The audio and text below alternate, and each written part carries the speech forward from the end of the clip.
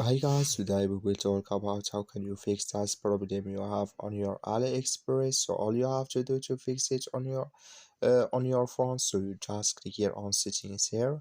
So then it's going to take us here in this list. Then all you have to do now, so you just go down here and you click here on apps.